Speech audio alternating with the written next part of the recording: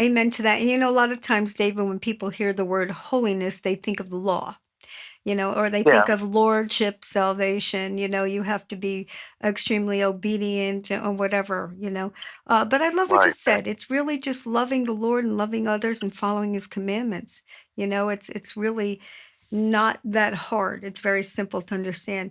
I think about us being ready as brides, Dave. I'm writing my book on the prophesied bride of Christ, the unveiling.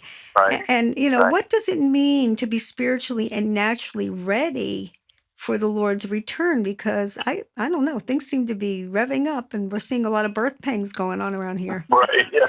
Yeah. Seems like the trend is definitely end times. No doubt Yes, it about that. is. So yeah, but to your question, how do we be ready? Well, I think one of the parables that Jesus talked about, how the king went on a journey, and when he came back, some of the servants weren't ready. Why weren't they ready? Because they weren't doing what he said to do. He entrusted them Mm. with responsibilities, and some of them faithfully used what God had given them. One guy buried his talent and didn't invest it and didn't produce any fruit.